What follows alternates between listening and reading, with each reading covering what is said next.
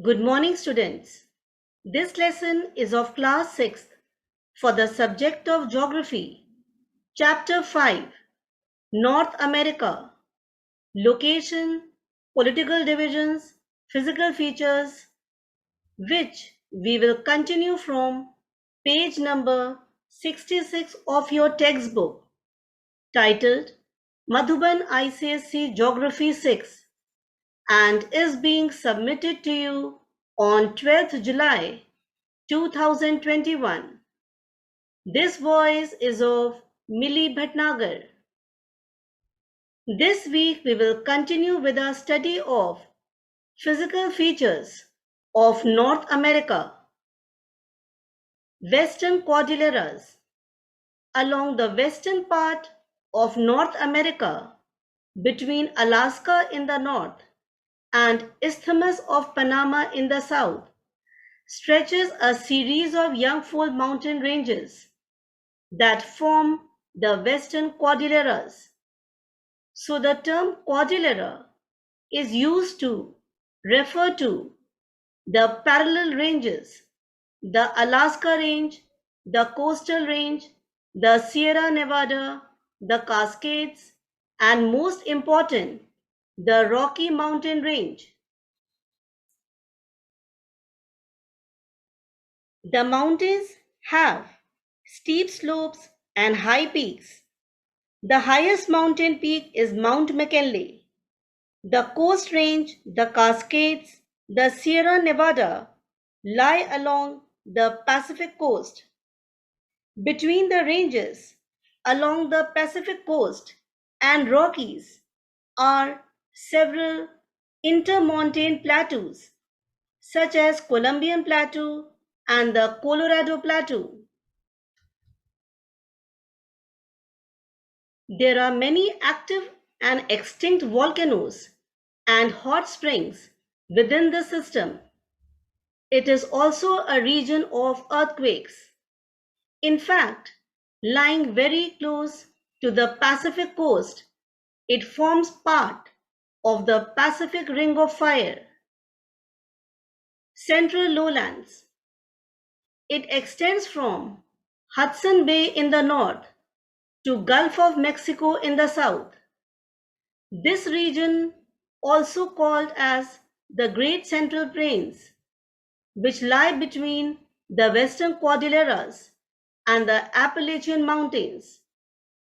The Mississippi-Missouri rivers form the largest river system in North America.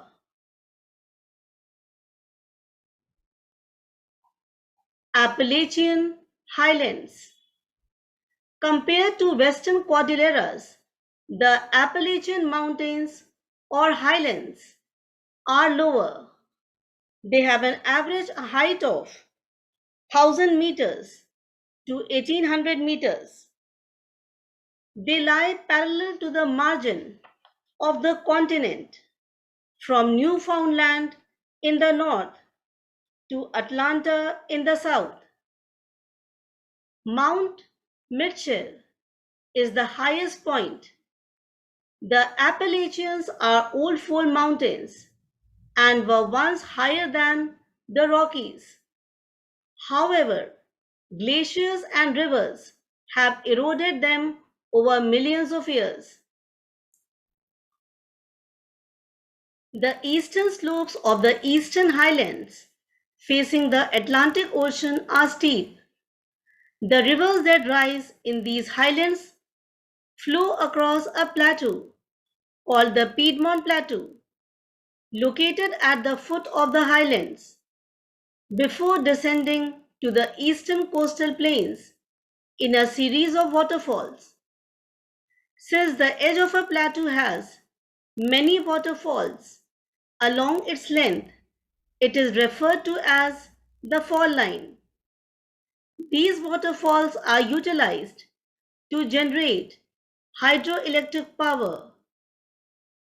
The Appalachians are also rich in minerals.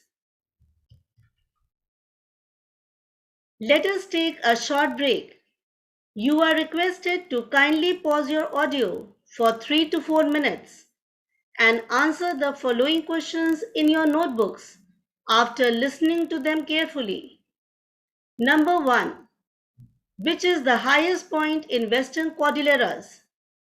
Number 2. Which is the largest river system in North America? Number 3. What are central lowlands, also known as? Answers. Number 1.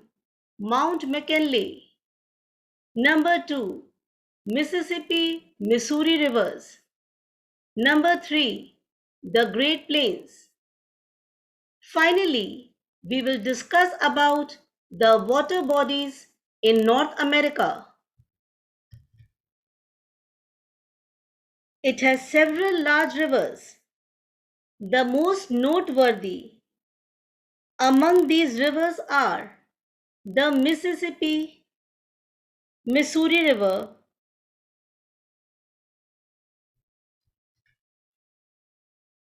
Mackenzie River, St. Lawrence, Colorado River, and Columbia River.